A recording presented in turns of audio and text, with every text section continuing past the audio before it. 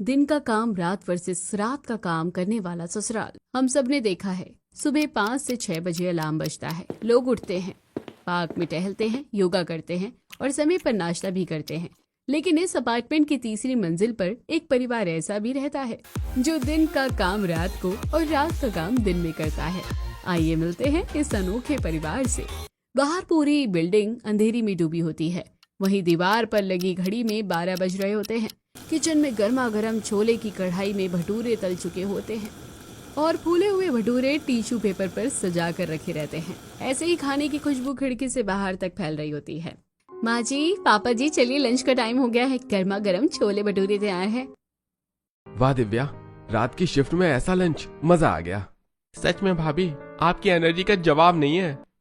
दोस्तों की पार्टी भी फेल है हमारे नाइट लंच के सामने।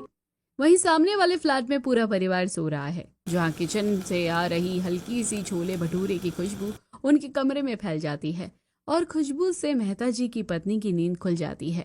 सुनिए जी, ये कैसी खुशबू आ रही है, छोले भटूरे लग रहे हैं। अरे भाग्यवान, सो जाओ, सुबह ऑफिस जाना है मुझे। अगर अभी छोले भटूरे खाने का मन है तो कल नाश्ते में वही बना लेना। अजीब लोग हैं, आधी रात को लंच। दोनों फिर से सो जाते हैं और सुबह 7:30 बजे अपार्टमेंट की सभी औरतें अपनी अपनी बालकनी में चाय का कप लेकर बैठी होती है, जहाँ हल्की धूप और ठंडी हवा चल रही होती है। गुड मॉर्निंग शर्मा जी, कैसी रही आज की एक्सरसाइज? बहुत बढ़िया, आज 1 घंटा योग किया। कमला जी की तो गुड मॉर्निंग कभी नहीं होती, पिछले 15 साल में तो नहीं हुई, अब कैसे होगी?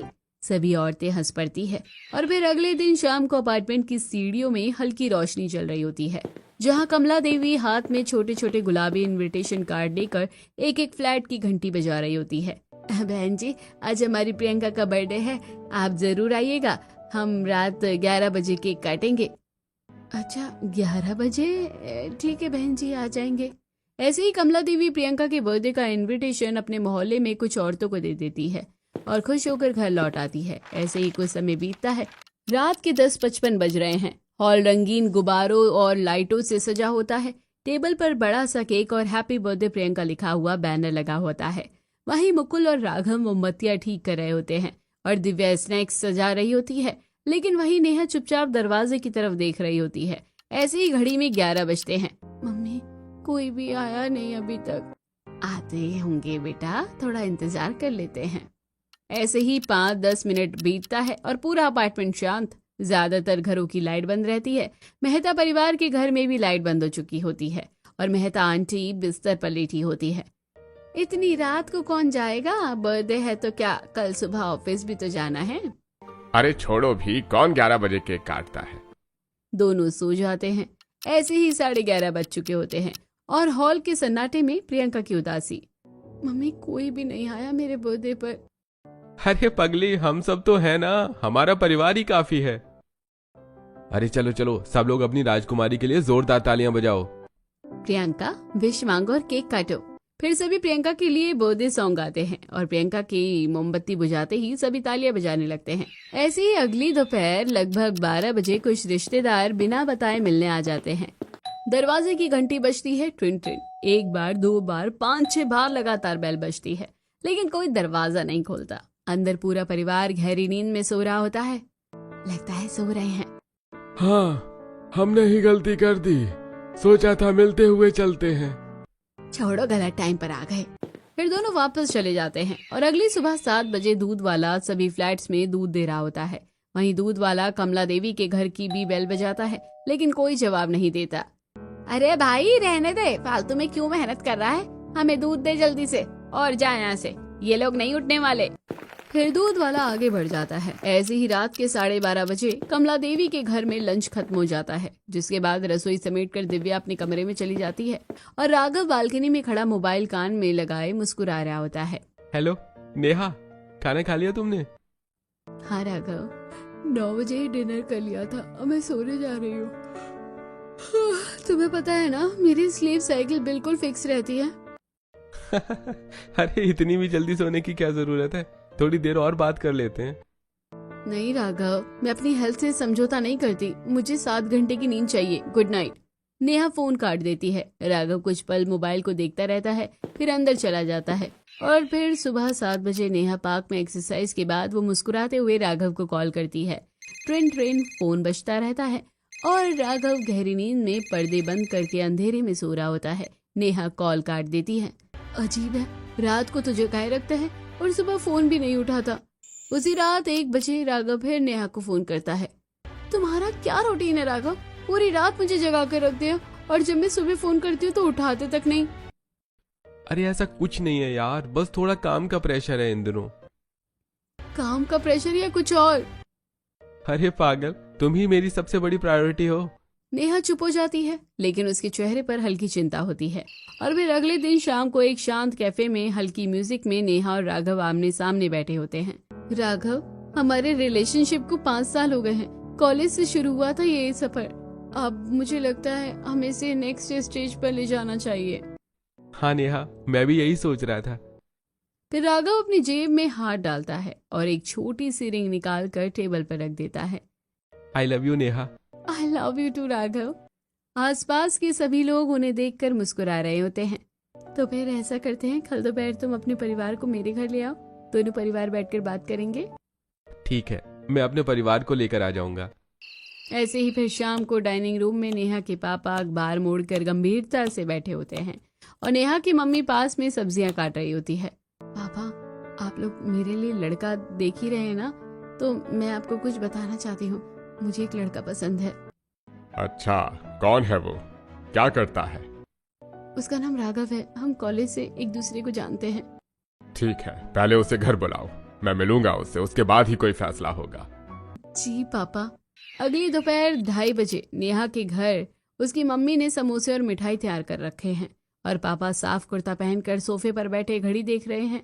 तुमने 3 बजे का टाइम दिया था ना? जी पापा, बस आते ही होंगे। 3:30, 4, फिर 5 बज जाते हैं, लेकिन दरवाजे पर कोई नहीं आता है। अभी से टाइम का पाबंद नहीं है, आगे क्या करेगा? इसी लड़के से शादी करेगी तू? तेरी यही पसंद है? पापा, शायद कोई जरूरी काम आ गया होगा, इसलिए नहीं आ पाए होंगे। पापा नाराज होकर चुप हो जाते हैं और रात के 10:45 बजे नेहा का परिवार खाना खाकर सोने की तैयारी कर रहा होता है। तभी डोरबेल बजती है। इतनी रात को कौन हो सकता है? लगता है चोर वोर होंगे। तुम लोग पीछे रहो, मैं देखता हूँ। फिर नेहा के पापा गेट खोलते हैं और जैसे ही दरवाजा खुलता है वो डंडा उठाकर सामने वाले पर चढ़ जाते हैं। अरे अंकल, नेहा, मैं हूँ राघव। राघव, तुम इस टाइम? मैंने कहा था ना मैं आऊंगा। लेकिन मैंने तुम्हें 3 बजे का टाइम दिया था ना, ये कौन सा टाइम है घर आने का? तो मैं क्या बताऊं, अचानक मेरे एक दोस्त को तेज बुखार हो गया था, उसे अस्पताल ले जाना पड़ा, इसलिए लेट हो गया।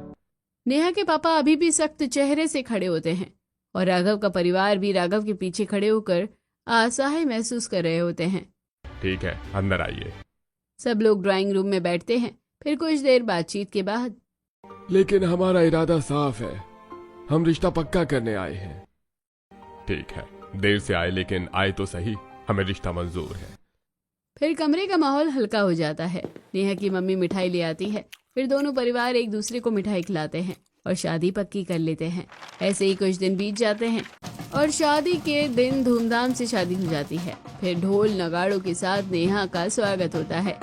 कमला देवी के घर का हॉल रंग बिरंगी लाइटों और फूलों से सजा होता है। दरवाजे पर नेहा की आरती की थाली लिए कमला देवी खड़ी होती है। नेहा लाल जोड़े में सिर झुकाए गृह प्रवेश के लिए तैयार खड़ी होती है। आओ बेटा, दाहिना पैर आगे रखो। फिर नेहा कलश गिराकर अंदर गृह प्रवेश करती है और फिर नेहा सोफे पर बैठी ही होती है कि कमला देवी बोल पड़ती है, बेटा, हम तेरी कल वाली रस्म भी अभी कर लेते हैं। मम्मी जी, सब लोग बहुत थके हुए हैं, कल कर लेंगे ना? अरे नहीं बेटा, हम सब में तो फुल एनर्जी है। फिर एक बड़ी सी थाली में दूध और गुलाब की पंखुड़ियां डाली जाती है और अंगूठी ढूंढने की रस्म शुरू होती है। फिर सभी लोग नेहा और राघव को घेर कर बैठ जाते हैं। देखना भाभी, अगर भैया जीत गए ना तो समझ लेना घर में उन्हीं की चलेगी। सब हंस पड़ते हैं। नेहा भी मुस्कुराती है, लेकिन उसकी आंखों में थकान साफ दिखती है। फिर देर रात नेहा और राघव अपने कमरे में जाते हैं। कमरा फूलों से सजा होता है और मोमबत्तियों की हल्की खुशबू फैली होती है। जैसे ही दोनों कमरे में बैठते हैं, दरवाजे पर दस्तक होती है और पूरा परिवार अंदर आ जाता है।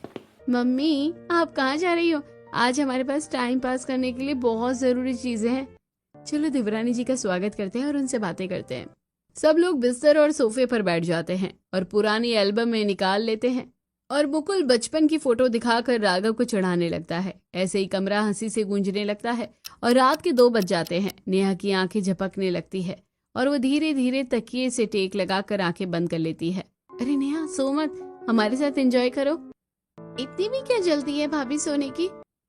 इनको बाहर भेजो। शांत रहो ना, सब खुश हैं।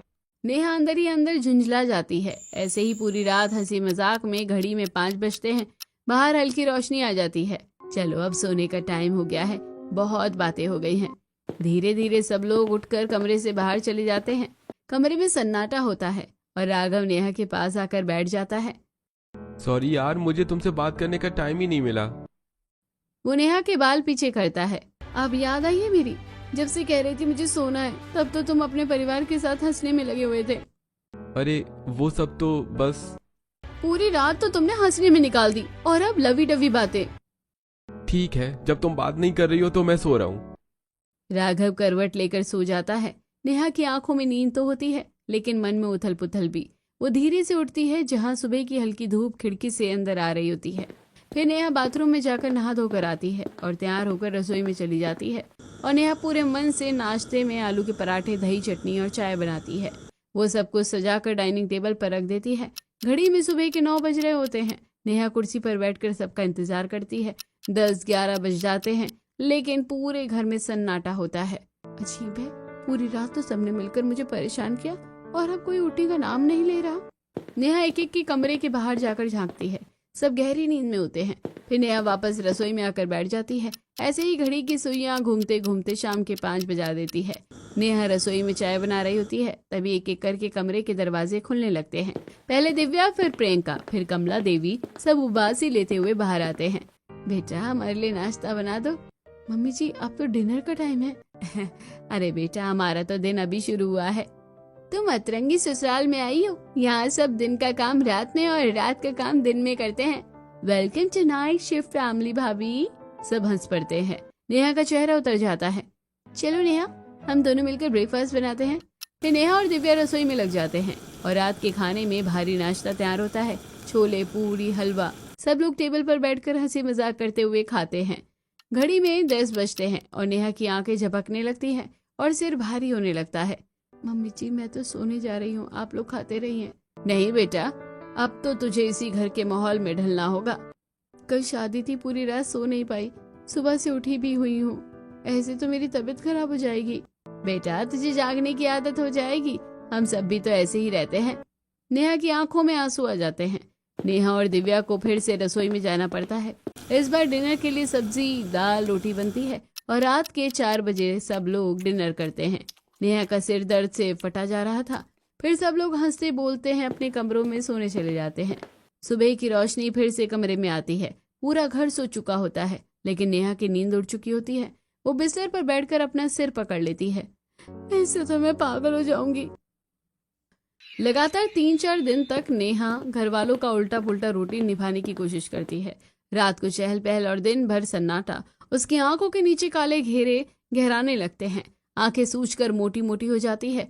फिर रात के करीब 1:30 बजे डोरबेल बजती है। नेहा चौंक जाती है और दरवाजा खोलकर देखती है। दूध वाला केन लेकर खड़ा होता है। नेहा हैरान होकर देखती है और फिर किचन से बर्तन लाकर नेहा दूध ले लेती है और किचन में रखकर जैसे ही कमरे की तरफ जाती है वो देखती है कि प्रियंका ऑफिस बैग लेकर तैयार हो रही होती है। तुम इतनी रात को कहाँ जा रही हो? भाभी मेरी नाइट शिफ्ट है, 3 बजे रिपोर्ट करना होता है। नेहा माथा पकड़ लेती है। फिर अगले दिन ड्राइंग रूम में सब लोग बैठे टीवी देख रहे होते हैं। चिप्स के पैकेट खुले होते हैं।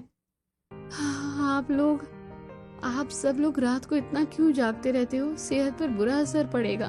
देखिए मेरी हालत, 1 हफ्ते में मेरी आंखें कितनी सूज गई हैं। अरे बेटा हम तो पिछले 15 साल से पागल नहीं हुए और तू बस 1 हफ्ते में परेशान हो गई। मम्मी जी ऐसा नहीं चल सकता। 8 घंटे की स्लीप साइकिल बहुत जरूरी होती है। हमारी 8 घंटे की नींद तो पूरी होती है। हम सुबह 5 बजे से शाम 4 बजे तक सोते हैं। 9 से 10 घंटे की नींद, लेकिन ये नॉर्मल नहीं है। नेहा की बातों पर कोई ध्यान नहीं देता। फिर रात के 3:30 बजे दिव्या और नेहा रसोई में खाना बना रही होती है। दीदी आप इस परिवार के साथ कैसे जी लेते हो? अगर मुझे पहले पता होता ना तो मैं राघव को साफ मना कर देती। मुझे तो कई साल हो गए हैं, अब तो आदत लग गई है। लेकिन ये लोग रात को क्यों जागते हैं? क्या ये उल्लू हैं जो रात में जागते हैं और दिन में सोते हैं? पता नहीं, मैं जब से आई हूँ उनका शेड्यूल ऐसा ही है। कई बार समझाने की कोशिश की, चेंज करने की कोशिश की, लेकिन कोई फायदा नहीं। नेहा चुप हो जाती है। उसकी आंखों में थकान के साथ साथ जिद भी दिखती है। इन्होंने मेरी इतने दिनों की नींद खराब कर दी। अब मैं इन्हें बताऊंगी रात में सोना क्या होता है। अगर मैंने इनका शेड्यूल ठीक नहीं किया तो मेरा नाम भी नेहा नहीं। नेहा अपनी आंखों के नीचे के काले घेरे, सिरदर्द, चिड़चिड़ापन, इन सब से तंग आकर तय करती है अब तो कुछ करना ही होगा। फिर रात के 12:30 बजे ड्राइंग रूम में रंग बिरंगी लाइटें जल रही होती हैं। डीजे स्पीकर फुल वॉल्यूम पर, कमला देवी ट्रेडमिल पर और मुकुल पुशअप कर रहा होता है। दिव्या स्ट्रेचिंग कर रही होती है। मम्मी आज वाला प्लेलिस्ट तो कमाल का है ये। फिर नेहा धीरे से म्यूजिक सिस्टम के पीछे झुकती है और तार को काट देती है। अचानक म्यूजिक बंद होते ही सब लोग रुक जाते हैं। अरे क्या हुआ? अरे ये तो चल ही नहीं रहा। बेटा खराब हो गया है क्या? मैं इलेक्ट्रिशियन को फोन करता हूँ। राघव इलेक्ट्रिशियन को कॉल करता है लेकिन कोई कॉल नहीं उठाता। 12 बजे कौन सा इलेक्ट्रिशियन आएगा? अब तो बंद कर दो, ये सब सोने की कोशिश करो। अरे इतनी जल्दी क्यों सोए? चलो मम्मी, मैं फोन में गाने चला देता हूँ। मोबाइल स्पीकर से फिर म्यूजिक बजने लगता है और फिर नेहा सिर पकड़ लेती है। फिर अगली रात नेहा नया प्लान बनाकर चुपके से जाकर एम्बेसी का प्लग निकाल देती है। पूरा घर अंधेरे में डूब जाता है। अरे ये क्या हुआ? मम्मी लाइट चली गई। अब देखती हूँ बिना लाइट के कैसे जागोगे। फिर मुकुल टॉर्च लेकर मेन बोर्ड चेक करने जाता है और अरे लगता है बड़ा फॉल्ट है। कमला देवी बाहर जाकर 2 घरों की बेल बजाती है, जिससे अंदर से पड़ोसी परेशान होकर चिल्लाते हैं, सो जाओ चुपचाप, खुद तो रात को सोते नहीं हो, हमारी नींद भी हराम कर रखी है। छोड़ बेटा, इतनी रात को कुछ नहीं हो सकता। दिव्या और प्रियंका कैंडल जला देंगी। मम्मी अब तो कैंडल से ही काम चलाना पड़ेगा। फिर सभी कैंडल की लाइट में ही एक्सरसाइज शुरू कर देते हैं। तीसरी रात नेहा पूरी तरह जिद पर आ चुकी होती है। अगर टेक्नोलॉजी बंद कर दी जाए तो शायद ये लोग मजबूर हो जाएं और सो जाएं। रात के 1 बजे डाइनिंग रूम में मुकुल और राघव लैपटॉप खोलकर नाइट शिफ्ट का काम कर रहे होते हैं। प्रियंका हेडफोन लगाकर ऑफिस की मीटिंग में होती है। कमला देवी और मोहन जी मोबाइल पर भजन सुन रहे होते हैं। तभी नेहा चुपचाप वाईफाई राउटर के पास जाती है, धीरे से डेटा केबल निकालती है, गुस्से में उसे मोड़कर फिर से जबरदस्ती पोर्ट में घुसा देती है, जिससे राउटर की लाइट्स बंद हो जाती है। जब नेट ही नहीं होगा तो काम कैसे करोगे, और काम नहीं होगा तो सब सो जाएंगे। कितना आसान है। अरे इंटरनेट चला गया। छोटी जरा देखना जाकर वाईफाई क्यों नहीं चल रहा है। प्रियंका राउटर को घुमाती है, फिर भी कुछ नहीं दिखता। अरे तू हट जा, तुझे कुछ नहीं पता। इतना पढ़ लिख कर भी बेकार ही रह गई। अरे इसकी डेटा केबल तो टूटी हुई है। इंजीनियर साहब अब बताओ, आपने ठीक कर दिया क्या? अरे छोड़ो ना यार, मैं फोन का नेट चला रहा हूँ, उससे काम कर लो। सब लोग अपने अपने फोन का डेटा ऑन कर लेते हैं और लैपटॉप चलाने लगते हैं। भजन फिर बजने लगते हैं। हंसी मजाक की बोर्ड की टकटक, पूरा घर फिर से जाग उठता है। नेहा कमरे में लेटी होती है और शोर शुरू। वो चिढ़कर उठकर बैठ जाती है। ये भगवान, ये परिवार है या उल्लुओं की दुनिया? मैं कहाँ आकर फंस गई हूँ। वो तकिया कान पर रख लेती है। अगली रात, नेहा बेटा आ जाओ खाना बनाने, सबको भूख लगी है। नेहा कमरे से बाहर आती है, आंखें लाल, चेहरा गुस्से से भरा हुआ। मैं कोई खाना नहीं बनाने वाली। सब लोग चौंक जाते हैं। क्या मतलब? जब आप लोग मुझे रात को सोने नहीं दोगे तो मैं इतनी रात को उठकर आप लोगों के लिए खाना नहीं बनाऊंगी। दिव्या चुपचाप अकेली रसोई में चली जाती है और खाना बनाने लगती है। आजकल की बहुएं ऐसे ही हो रही है, दूसरे के घर जाकर बिल्कुल एडजस्ट नहीं करती है। एडजस्ट? अगर आपका जैसा साइको शेड्यूल हो तो कोई भी लड़की एडजस्ट नहीं करेगी। इतना कहकर नेहा वहां से चली जाती है। झगड़े के बाद नेहा कुछ दिनों के लिए अपने मायके चली जाती है। पहली ही रात 8 बजे खाना, 10 बजे बिस्तर और कुछ ही पलों में गहरी नींद। सुबह सूरज की रोशनी खिड़की से अंदर आती है। नेहा बिना अलार्म के उठती है और चेहरे पर सुकून। रसोई में उसकी माँ चाय बना रही होती है। मम्मी, यहाँ कितनी अच्छी नींद आती है, मैं आपको बता नहीं सकती। वहाँ तो मैं पागल हो जाती हूँ। बेटा, ससुराल नया होता है, आदतें अलग होती हैं, समझने की कोशिश कर। क्या पता उनकी आदत भी बदल जाए। मम्मी, वो कोई आदत नहीं है, बीमारी है, रात को ना सोने की बीमारी। सच में मुझे लगता है वो लोग धीरे धीरे पागल हो रहे हैं। बस बस बेटा, अपने ससुराल के बारे में ऐसे नहीं बोलते। घर को तोड़ना आसान होता है, बनाना मुश्किल। नेहा चुप हो जाती है और कुछ दिन चैन की नींद लेने के बाद नेहा वापस ससुराल लौट आती है। इस बार उसके चेहरे पर गुस्सा नहीं, एक प्लान था। आज तो मैं सबको सुलाकर ही मानूंगी। रात को नेहा रसोई में तेजी से काम कर रही होती है और समय से पहले ही खाना बनाकर तैयार करके सबको डाइनिंग टेबल पर परोस देती है। डाइनिंग टेबल पर सब हैरान होते हैं। क्या बात है नेहा, आज तो तू सबसे बड़े प्यार से बात कर रही है और इतनी जल्दी खाना भी बना दिया। कुछ नहीं मम्मी जी, बस मेरी ही गलती थी, मैं ही हर वक्त आप लोगों को डांटती रहती थी। आज तो मौसम बदला बदला लग रहा है। सब लोग आराम से खाना खाते हैं। खाना खत्म होते ही सब लोग उठने लगते हैं। आज आप सबके लिए मैंने कुछ स्पेशल बनाया है। सब रुक जाते हैं। क्या बनाया है बेटा? नेहा रसोई में ट्रे लेकर आती है जहाँ गिलास में गर्म हल्दी वाला दूध होता है। ये लीजिए सबके लिए हेल्दी ड्रिंक, रात में बहुत अच्छा होता है। भाभी आज कुछ ज्यादा ही ख्याल रख रही हो। भाभी आज कुछ ज्यादा ही ख्याल रख रही हो। नेहा मुस्कुरा देती है और सभी लोग दूध पी लेते हैं। घड़ी में 11:30 बजते हैं। डाइनिंग रूम में अजीब सा सन्नाटा हो जाता है। आज ना कोई डीजे, ना एक्सरसाइज, ना भजन। अजीब है, आज नींद सी आ रही है। मम्मी मुझे नींद आ रही है। कमला देवी भी आंखें मलने लगती है। आज ये सबको क्या हो रहा है? अब समझ आएगा सुकून की नींद क्या होती है। कई सालों बाद उस घर में पहली बार सूरज की किरणें खिड़की से अंदर आ रही होती है। घड़ी में सुबह के 8 बजते हैं और पूरा परिवार अनजाने में ही रात भर में सो चुका होता है। और डाइनिंग रूम में सबसे पहले मुकुल बाहर आता है, सिर पकड़कर। उफ, सर क्यों फट रहा है? मेरा तो पूरा बदन दर्द कर रहा है, जैसे किसी ने पीट दिया हो। ये धूप इतनी तेज क्यों लग रही है? आंखों में जलन हो रही है। अरे राम, ये क्या हो गया? मैं कैसी नींद आई आप सब लोगों को? मुझे तो लग रहा था कि तू कुछ गड़बड़ कर रही है। तू हमें क्यों परेशान कर रही है? सच बताना नेहा, खाने में क्या मिलाया था? दीदी मैंने तो बस नींद की हल्की सी गोली मिला दी थी। सब लोग चौंक जाते हैं। हिम्मत कैसे की? तू हमारे शेड्यूल को क्यों खराब कर रही है? मम्मी ये कोई शेड्यूल नहीं है, ये बीमारी पैदा करने वाले कारण है। रात को ना सोना, दिन में खुद को बंद कर लेना, ये नॉर्मल नहीं है। हमारे साथ ऐसा मत कर बहू, हम तेरे आगे हाथ जोड़ते हैं, हमें मत बदल।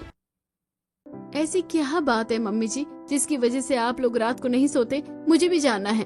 पुरानी बातें हैं, छोड़ दे। नहीं, अब मुझे जानना है, वरना देख लेना मैं अपने घर चली जाऊंगी और आप लोगों को चैन से सोने भी नहीं दूंगी। रात को सुलाऊंगी, दिन में उठाऊंगी। कमरा सन्नाटे में डूब जाता है और कमला देवी की आंखें बढ़ जाती है। वो सोफे पर बैठ जाती है। मोहन जी गहरी सांस लेते हैं। अरे रहने दे बहू, गड़े मुर्दे मत उखाड़, जैसे चल रहा है चलने दे। नहीं पापा, मुझे भी जानना है। मैंने कितनी बार कोशिश की पर कभी कुछ नहीं बताया गया। आज मौका मिला है तो मैं भी जानना चाहती हूँ। हाँ पापा, हम आपके बच्चे हैं। इतने सालों से हम भी यही रूटीन जी रहे हैं, पर असली वजह कभी नहीं जानी। पूरा परिवार अब कमला देवी और मोहन की तरफ देख रहा है। कमला देवी की आंखों में आंसू आ जाते हैं। 15 साल पहले चारों बच्चे बहुत छोटे थे। सबसे छोटा बेटा बस 6 महीने का था। मोहल्ले में एक औरत घूमती रहती थी। सब उसे दाई माँ कहते थे।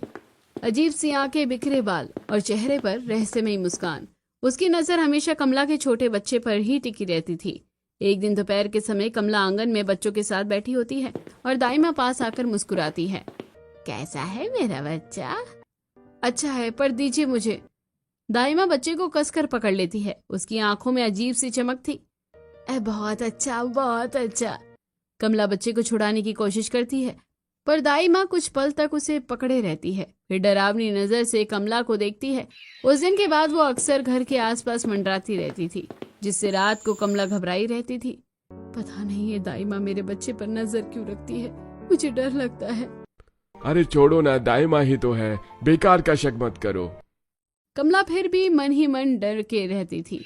और एक दिन मोहन ऑफिस से देर से घर लौटने वाला होता है और रात के 9 बजे चारों बच्चे सो चुके होते हैं। जहाँ कमला रसोई में काम कर रही होती है, वहीं बाहर से दाई माँ चुपचाप घर में झांकती हुई दिखाई देती है। बच्चे अकेले सो रहे हैं। वो धीरे से अंदर आती है और सबसे छोटे बच्चे को गोद में उठाती है। मैं तो तेरी फिराक में बहुत दिनों से थी। फिर दाई माँ बच्चों को लेकर अंधेरे में गायब हो जाती है। कुछ देर बाद कमला कमरे में आती है और बच्चों के पास जाती है और अचानक उसकी नजर खाली जगह पर पड़ती है। मेरा बच्चे कहाँ है? पूरा घर गूंज उठता है। तभी मोहन ऑफिस से आता है और कमल की आवाज सुनकर भागते हुए कमल के पास आता है। पड़ोसी इकट्ठा होते हैं, थाने में एफआईआर दर्ज होती है, पर बच्चा नहीं मिलता। उस दिन के बाद से कमला और मोहन की रातों की नींद उड़ जाती है। हर छोटी सी आहट पर वो चौंक जाते हैं। रात को जागकर बच्चों की पहरेदारी करते हैं। ऐसे ही धीरे धीरे उनको रात में जगने की आदत बन गई। रात को जागना, दिन में सोना। हर साल छोटे बेटे के बर्थडे पर वो अनाथ आश्रम जाते, मिठाई बांटते, दान करते और मन ही मन अपने बच्चे को याद करते। लेकिन एक दिन फिर वही बर्थडे। कमला और मोहन अनाथ आश्रम में मिठाइयाँ बांट रहे होते हैं। उसी समय एक 15 साल का लड़का खुशी से फोटो लहराता हुआ आता है। अरे देखो, ये मेरे बचपन की तस्वीर है, कितना क्यूट था मैं। वो फोटो खेलते खेलते गिरा देता है। तस्वीर कमला के पैरों के पास आ गिरती है। कमला झुककर तस्वीर उठाती है और जैसे ही वो देखती है उसकी सांस रुक जाती है। ये तो मेरे बच्चे की तस्वीर है। कमला, तुम्हें गलतफहमी हो रही है। हमारा बच्चा तो सालों पहले खो गया था।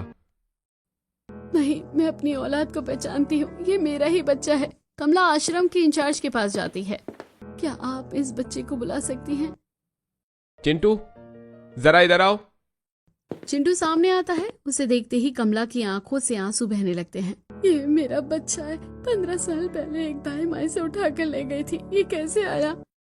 मैडम, पता नहीं, एक आदमी नशे में से यहाँ छोड़ गया था और फिर वापस कभी नहीं आया। कमला कांपते हाथों से अपने फोन में पुरानी फोटो दिखाती है। जन्म प्रमाण पत्र निकालती है। ये मेरा बेटा है, ये देखिए, ये इसका बर्थ सर्टिफिकेट है। मैं इसे अपने साथ ले जाना चाहती हूँ। ठीक है मैडम, यहाँ साइन कर दीजिए और अपने बच्चे को ले जाइए। कमला के हाथ पैर कांप रहे होते हैं। कमला अपने बिट्टू चिंटू को अनाथ आश्रम से लेकर जाती है। पूरा घर सजा हुआ है, मिठाइयाँ, खिलौने, नए कपड़े। पर जिस बच्चे को 5 साल बाद माँ मिली, उसकी आंखों में कोई चमक नहीं था। वो चुपचाप सोफे के कोने में बैठ जाता है। न किसी से बात, ना कोई नुकसान। फिर रात को कमला उसके पास बैठती है। बेटा, मुझे माँ बोलो, मैं तुम्हारी असली माँ हूँ। चिंटू चुप हो जाता है। वो नजरें झुका लेता है। देखो, ये तुम्हारा घर है, ये तुम्हारे पापा है, ये तुम्हारे भाई बहन है। चिंटू बिना कुछ कहे कमरे के कोने में चला जाता है। पूरा दिन वो अकेले बैठा रहता है और खाना भी छोड़ देता है। और एक दिन वो खड़ा होता है, लेकिन अचानक बेहोश होकर गिर पड़ता है। मेरा बच्चा! पूरा परिवार घबरा जाता है। उसे तुरंत डॉक्टर के पास ले जाया जाता है और डॉक्टर रिपोर्ट देखकर गंभीर हो जाते हैं।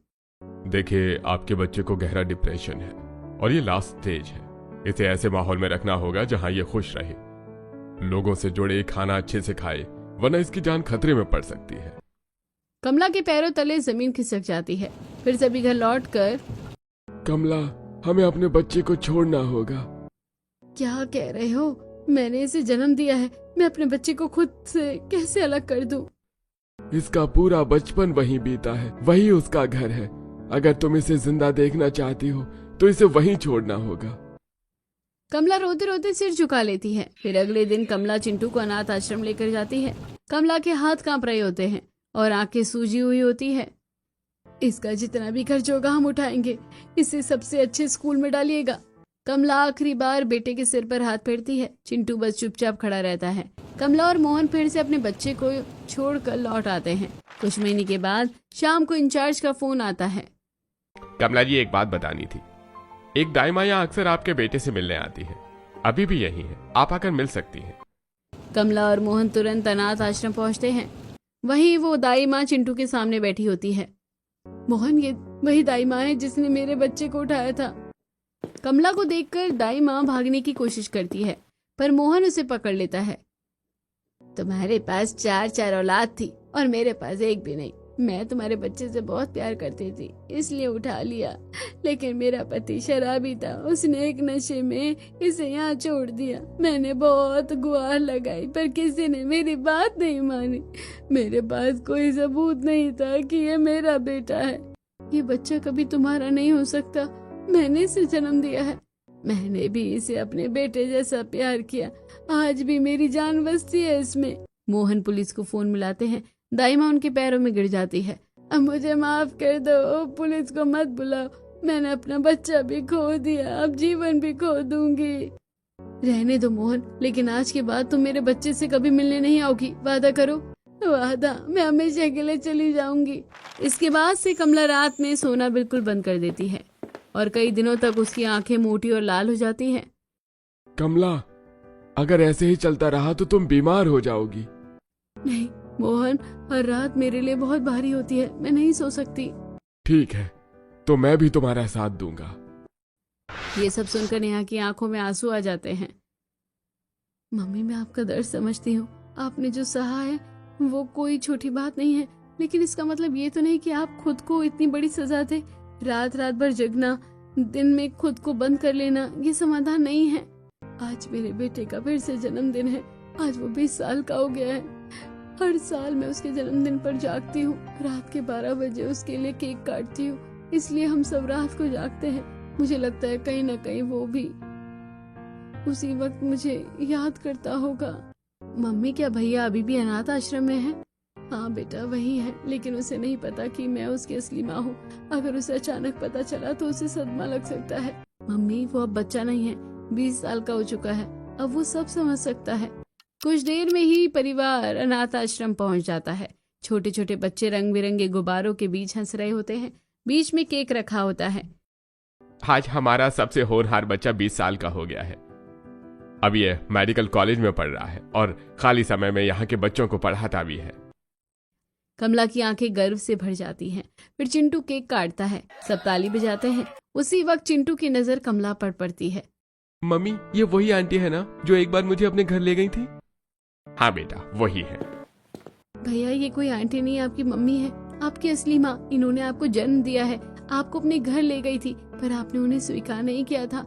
इन्होंने आपको दूर इसलिए किया क्योंकि आपकी तबीयत बहुत नाजुक थी, आपको सदमा न लगे इसलिए। मुझे हमेशा लगता था मेरी माँ कहीं है। मैं पूछता भी था, लेकिन मुझे कहा गया कि वो मेरी असली माँ नहीं है। माँ, आपने मुझे 2 थप्पड़ मारकर ठीक कर दिया होता, अपने से दूर क्यों कर दिया? बेटा, माँ अपने बच्चों को कैसे छोड़ सकती है? मैंने जो किया तेरी भलाई के लिए किया। हर साल तेरे जन्मदिन पर रात को 12 बजे केक काटती थी, इसलिए हमारा घर रात में जागता था, क्योंकि मेरी उम्मीद उसी वक्त जिंदा होती थी। फिर चिंटू कसकर कमला को गले लगा लेता है और पूरा आश्रम तालियों से गूंज उठता है। उस दिन के बाद चिंटू अपनी असली परिवार के साथ रहने लगता है और पहली बार उस घर में रात 10 बजे सबने खाना भी खा लिया होता है। अब से हमारा घर भी सबकी तरह चलेगा। मेरा बेटा मेरे पास है, अब मुझे रातों को जाग कर खुद को सजा देने की जरूरत नहीं। फिर अगली सुबह सब साथ बैठकर चाय पीते हैं। इतने सालों बाद आज हमारे घर में सच में सुबह हुई है। नेहा संतोष से सबको देख रही होती है और फिर सब रात में सोने लगते हैं और दिन में जागने लगते हैं। तो बताइए, क्या आपको भी कभी दिन में ज्यादा नींद आती है और रात में जागने का मन करता है? क्या आपने कभी किसी दर्द को छुपाने के लिए अपनी आदतें बदली है? कमेंट में जरूर बताइएगा।